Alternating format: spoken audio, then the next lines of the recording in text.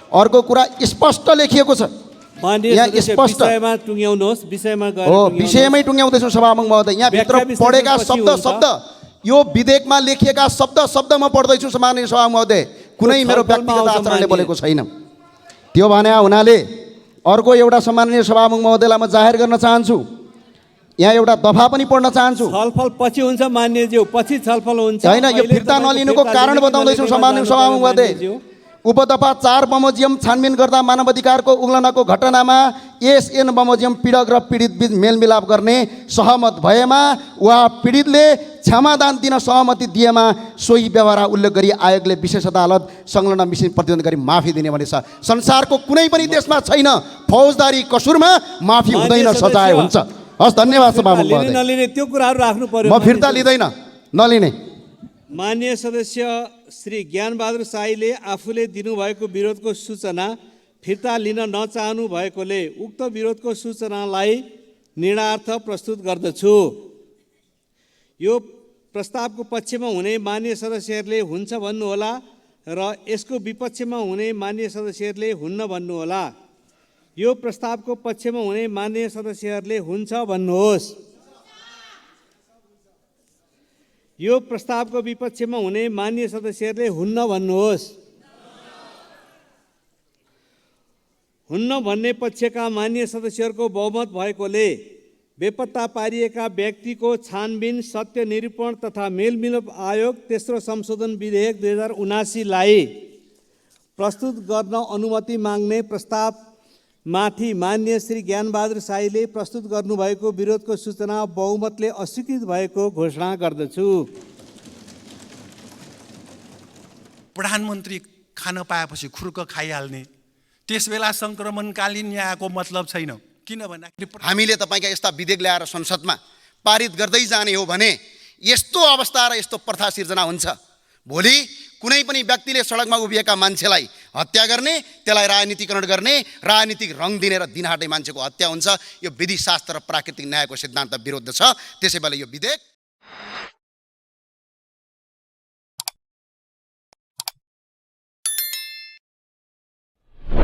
सम्माननीय सभामुख महोदय र माननीय सदस्यज्यूहरू, बेपत्ता पारिएका व्यक्तिहरूको छानबिन तथा सत्य निरूपण मेलमिलाप आयोग 2071 लाई सम्बन्धी संशोधन गर्न बनेको विधेयकको सम्बन्धमा सम्माननीय सभामुख मार्फत यो संसदको गम्भीर ध्यान आकर्षण गराउन चाहन्छु। यो विधेयक पीडकलाई उन्मुक्ति दिने र पीडितलाई मिलापत्रको बहानामा त्यत्तिकै अलपत्र छाडिदिने प्रावधान गरिएको छ। फौजदारी अपराधलाई मिलापत्र गर्न मिल्दैन भन्ने विधिशास्त्रको सिद्धान्त छ। विधिशास्त्रको सिद्धान्त विपरीत हुने गरी यस्तो विधेयक ल्याउन सकिन्छ सभामुख महोदय, जुन कानुन अन्तर्गत अहिलेको सम्मानित प्रधानमन्त्रीका विरुद्ध पनि सर्वोच्च अदालतमा फौजदारी कसुरको मुद्दा आज पनि विचाराधीन छ। यताबाट प्रधानमन्त्रीज्यूले महाधिवक्ता नियुक्ति गर्ने, महाधिवक्तालाई कम सजाय गर्ने कानुनको अधिकार दिने अनि दोषीहरू तपाईँको उन्मुक्ति हुने जुन किसिमको प्रावधान छ, यसले न्याय र विधिको शासनमाथि धब्बा बोलेको छ। यो विधेयकमा व्यवस्था गर्न खोजिएको कानुनी प्रावधानले फौजदारी अभियोगमा मुद्दा दर्ता भएका प्रधानमन्त्री लगायतका व्यक्तिलाई उन्मुक्ति दिने खालको व्यवस्था गरिएको छ। त्यही भएर सम्मानित सभामुख महोदय यो विधेयक फिर्ता हुनुपर्छ। म आज यो संविधान देखाउन चाहन्छु सभामुख महोदय। यो नेपालको संविधानको कुन धारा कुन उपधारामा लेखिएको छ, जघन्य किसिमका अपराध गरेकालाई फौजदारी कसुरलाई पनि तपाईँको आज मेलमिलाप र मिलापत्र गरेर उनीहरूलाई उन्मुक्ति दिन्छ भन्ने कुरा लेखिएको छ। यहाँ कहीँ कतै पनि लेखेको छैन। हामीले तपाईँका यस्ता विधेयक ल्याएर संसदमा पारित गर्दै जाने हो भने यस्तो अवस्था र यस्तो प्रथा सिर्जना हुन्छ। भोलि कुनै पनि व्यक्तिले सडकमा उभिएका मान्छेलाई हत्या गर्ने, त्यसलाई राजनीतिकरण गर्ने, राजनीतिक रङ दिने र दिनहाटे मान्छेको हत्या हुन्छ। यो विधिशास्त्र र प्राकृतिक न्यायको सिद्धान्त विरुद्ध छ। त्यसैबेला यो विधेयक तत्काल फिर्ता गर्न अनुरोध गर्दै काङ्ग्रेस एमाले र अन्य दलका माननीयज्यूहरूले साथ दिनु जस्तो लाग्छ मलाई। सत्ताका लागि तपाईँ आफ्ना कार्यकर्तालाई अन्याय हुन दिनुहुन्न भन्ने लाग्छ। हस् धन्यवाद। यो सशस्त्र द्वन्द्व वा गृहयुद्धको निर्धारित लक्ष्य के थिए? निर्धारित लक्ष्य विपरीत मानव अधिकारको उल्लङ्घन र गम्भीर उल्लङ्घन अर्थात् निशस्त्र व्यक्ति वा समुदाय विरुद्ध लक्षित हत्या, अपहरण किन भयो? सशस्त्र द्वन्द्वका प्रमुख व्यक्तिहरू को हुन् यसबारे विधेयकमा यो अनुसूचीमा भए पनि उल्लेख हुनुपर्छ। त्यतिकै बेपत्ता छानबिन आयोग, सत्य निरूपण र मेलमिलाप कसको बिचमा गर्ने हो यहाँ उल्लेख हुनु पर्यो। किन यो सुरु भयो यो गृहयुद्ध? यो विधेयकमा हत्यालाई मानव अधिकारको उल्लङ्घन भनेर त्यो मेलमिलाप हुन सक्ने गरी ल्याइएको छ। हत्या भएपछि त मेलमिलाप हुँदैन नि। अब सामान्य घाउचोट, गाली गलौज, क्षमा मागेपछि क्षमा दिनेले दियो भने मेलमिलाप हुन्छ। त्यसकारण यो अदालतको फैसला विपरीत पनि ल्याइएको भनेर आज चर्चा चलिरहेको छ। यो विषय हामी सबै मान्यज्यूहरूबाट बीच छलफल हुनु आवश्यक छ। प्रधानमन्त्री खान पाएपछि खुर्क खाइहाल्ने, त्यस बेला सङ्क्रमणकालीन न्यायको मतलब छैन। किन भन्दाखेरि प्रधानमन्त्री छ नि। अनि सर्वोच्च अदालतमा मुद्दा भएपछि अब त भएन, अब सङ्क्रमणकालीन न्याय चाहिँ दिनु पर्यो। कहाँ हुन्छ यसरी? मान्य सदस्यहरू, अब विधेयक प्रस्तुतकर्ता सम्माननीय प्रधानमन्त्री पुष्पकमल दाहाल प्रचण्डलाई प्रधानमन्त्री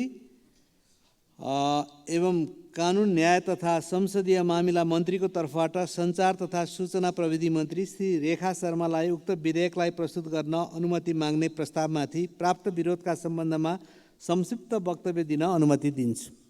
सम्मान्य सभामुख महोदय, बेपत्ता पारिएका व्यक्तिको छानबिन, सत्य निरूपण तथा मेलमिलाप आयोग ऐन 2071लाई संशोधन गर्न बनेको विधेयक उपरको जस्तो महत्त्वपूर्ण संवेदनशील विषयमा त्यो विधेयकमा हामी आज यो विधेयक यहाँ प्रस्तुत गर्दैछौँ र यो विधेयकका उपर विरोधका सूचनाहरू आएका छन्। मान्य ज्ञानबहादुर साई र मान्य प्रेम सुवालले विरोधको सूचना दर्ता गर्नुभएको छ र केही गम्भीर र जटिल कुराहरू पनि उठेका छन्। हामी नेपालको अहिले जुन अवस्थामा छौँ, जुन राजनीतिक परिवर्तनमा हामी छौँ, पक्कै पनि त्यो राजनीतिक परिवर्तनका पछाडि 10 वर्षको जनयुद्ध, जनआन्दोलन, मधेस आन्दोलन, विभिन्न थरुवाटको आन्दोलन, महिला आन्दोलन, विभिन्न आन्दोलनहरूको प्रतिफल स्वरूप हामी आजको व्यवस्थामा छौँ, लोकतान्त्रिक गणतन्त्रको व्यवस्थामा छौँ।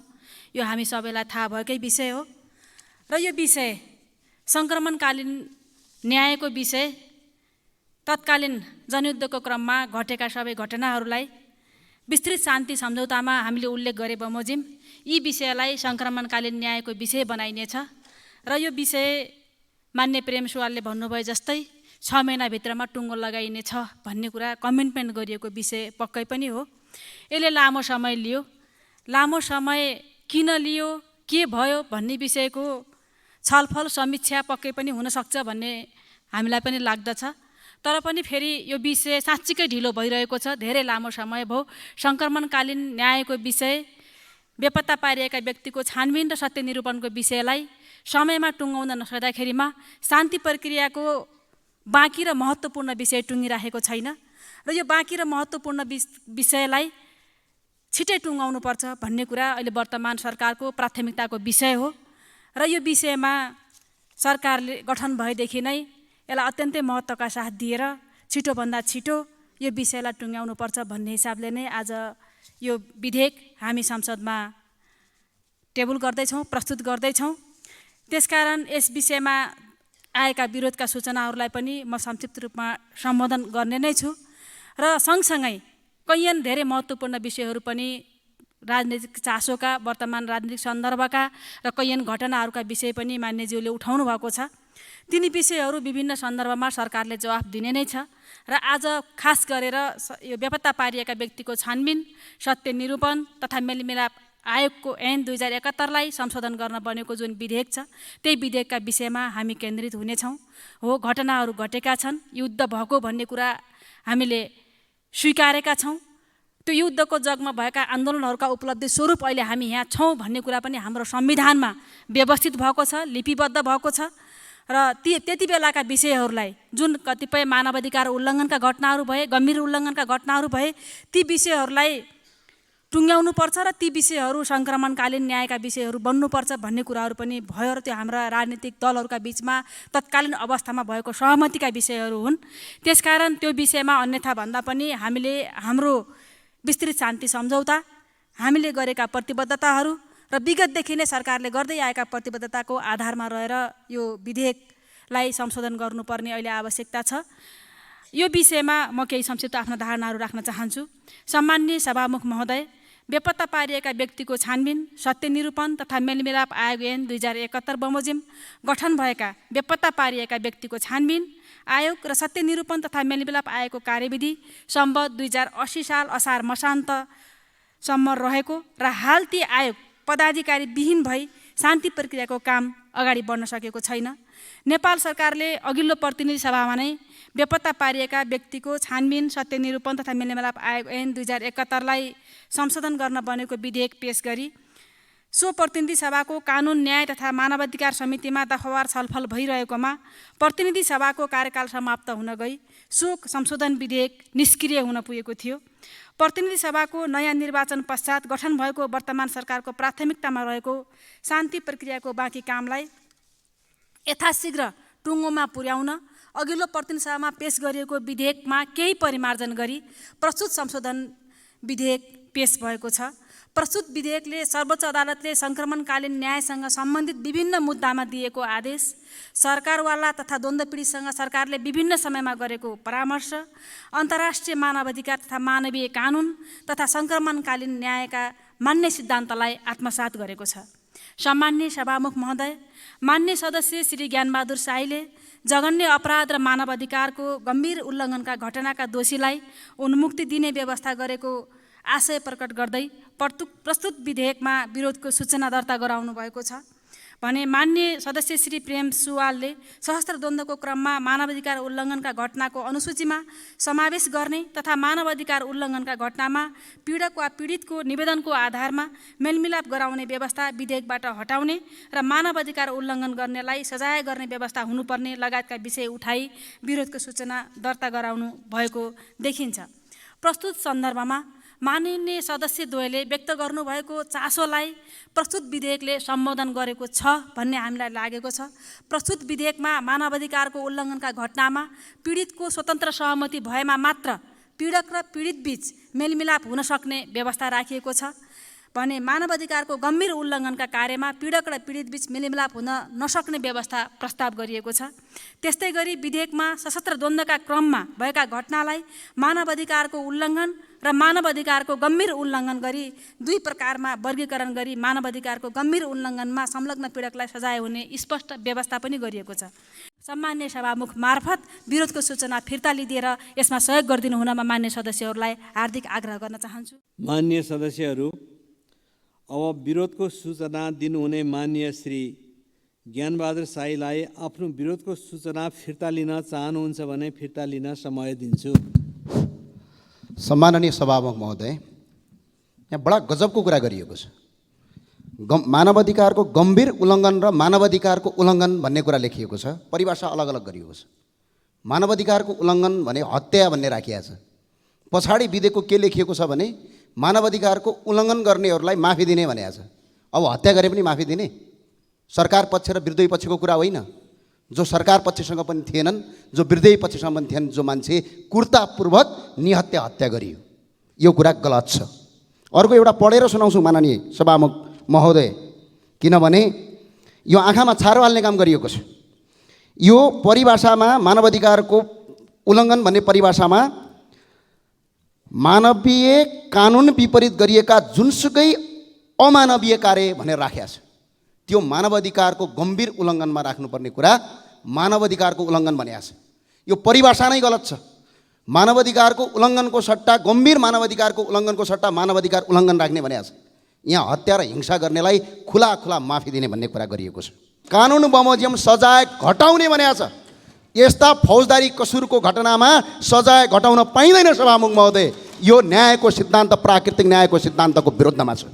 यसरी अपराध गर्न पाइँदैन। र अर्को कुरा म तपाईँलाई यहाँ बताउन चाहन्छु, सम्माननीय सभामुख महोदय, अर्को कुरा स्पष्ट लेखिएको छ माननीय यहाँ सदस्य स्पष्ट विषयमा टुङ्ग्याउनुहोस्, विषयमा गएर हो टुङ्ग्याउनुहोस्। विषयमै टुङ्ग्याउँदैछु सभामुख महोदय। यहाँ भित्र व्याख्या विश्लेषण पढेका पछि शब्द हुन्छ। शब्द यो विधेयकमा लेखिएका शब्द शब्द म पढ्दैछु माननीय सभामुख महोदय, कुनै मेरो छलफलमा व्यक्तिगत आउँछ आचरणले मान्य। बोलेको छैन। त्यो भने हुनाले अर्को एउटा सम्माननीय सभामुख महोदयलाई म जाहेर गर्न चाहन्छु, यहाँ एउटा दफा पनि पढ्न चाहन्छु। छलफल पछि हुन्छ मान्यज्यू, पछि छलफल हुन्छ। होइन, यो अहिले फिर्ता तपाईँको नलिनुको फिर्ता कारण लिने कि बताउँदैछु नलिनेमा सम्माननीय जानु सभामुख पर्यो महोदय। मान्यज्यू। उपदफा 4 बमोजियम छानबिन गर्दा मानवाधिकारको उल्लङ्घनको घटनामा एसएन बमोजियम पीडक र पीडित बीच मेलमिलाप गर्ने सहमत भएमा वा पीडितले क्षमादान दिन सहमति दिएमा सोही व्यवहार उल्लेख गरी आयोगले विशेष अदालत संलग्न मिसिन प्रतिबन्ध गरी माफी दिने भने छ। संसारको कुनै पनि देशमा छैन फौजदारी कसुरमा माफी हुँदैन, मान्य सजाय सदस्य, हुन्छ। हस्, धन्यवाद फिर्ता सभामुख लिने महोदय। नलिने त्यो कुराहरू राख्नु पर्यो। म फिर्ता लिँदैन, नलिने। धन्यवाद।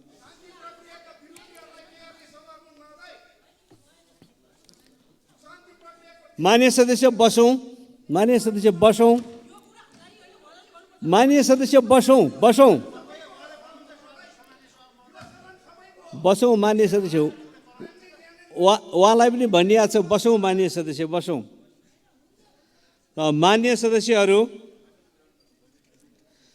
माननीय सदस्य श्री ज्ञानबहादुर शाहीले आफूले दिनुभएको विरोधको सूचना फिर्ता लिन नचाहनु भएकोले उक्त विरोधको सूचनालाई निर्णयार्थ प्रस्तुत गर्दछु।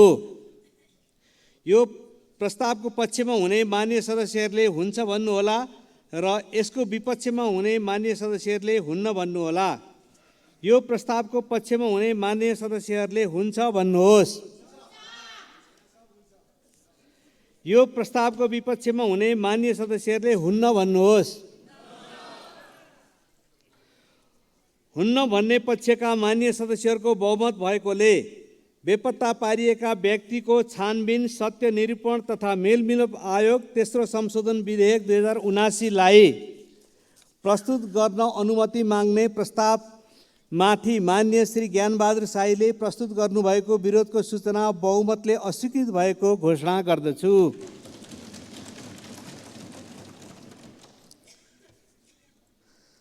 मान्य सदस्यहरू, अब विरोधको सूचना दिनुहुने मान्य सदस्य श्री प्रेम सुवाललाई आफ्नो विरोधको सूचना फिर्ता लिन चाहनुहुन्छ भने फिर्ता लिन म समय दिन्छु। विषयमा केन्द्रित हुन म मान्यजीको ध्यान आकर्षण गराउँछु। यसबारे आफ्नो धारणा स्पष्ट गर्नु जरुरी छ र मैले आफ्नो विरोधको सूचना फिर्ता नलिने जानकारी गराउन चाहन्छु। धन्यवाद।